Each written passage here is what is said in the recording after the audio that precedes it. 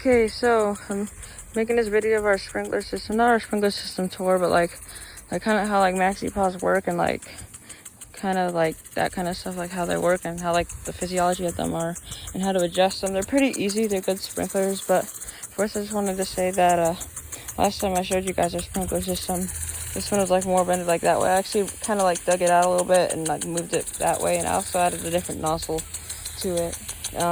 Kind of was spraying over all this grass, and I thought maybe pushing it down a little bit would make it like work better, and also it'll get the dead spots better. And so this is like we're doing like a little schedule.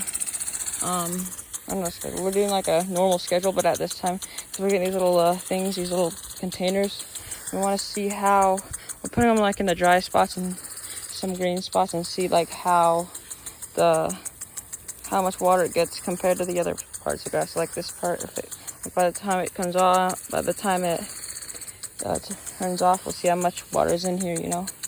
And that's like, we're doing that with every zone. We're just like letting it go through a normal cycle, but like it's a normal cycle, but right now. So see how much water accumulates in each cup. You can see there's one over there, some out there.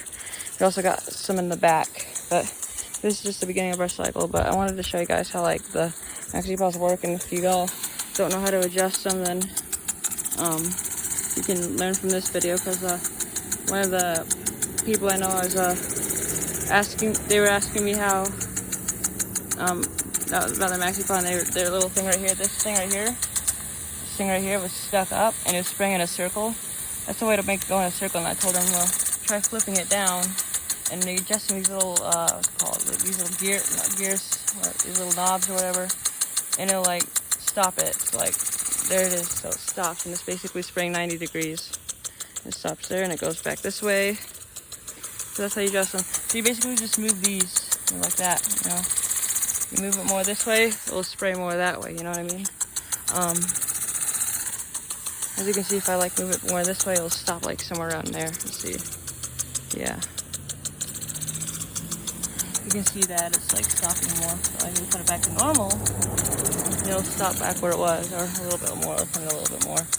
You want to like do it like by you don't want to adjust it, like if you want to move it this way, don't move it on this side, you know what I mean? You can't move it like on this side, and that's how I thought you'd always have to move by this side, but now you have to move it from the inside, which is weird, you know. I thought like this way you could do it, but no, it just breaks it, you know. Same with this side, you have to adjust it from like the inside, which is interesting.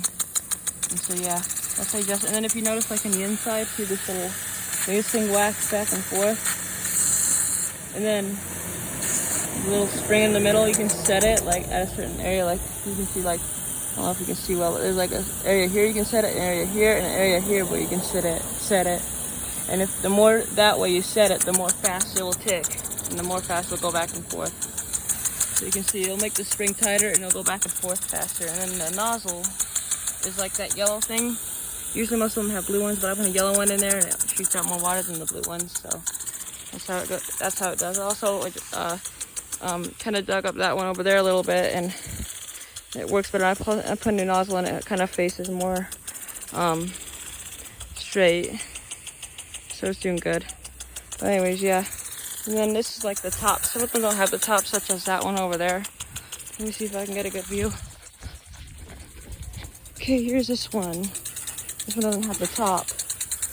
But as you can see, it's actually easy to adjust to when it doesn't have the top, but it's not, they don't look good with that. They still work without the top. It's just like, you know, dirt gets in them over time. It doesn't really do much. It gets in there over time, and it kind of isn't bad. Like as you can see, this one's going faster because I got the spring set there. If I adjust it like all the way, let's see, let me try this. I adjust it all the way here, and kind of like, it'll go slower. See here, see if I can get it there. See how it's going slower? So yeah, let me see if I can turn it back to where it is. Real quick, my phone's getting wet. Let me try that real quick. Yeah. Hard to do, especially with one hand.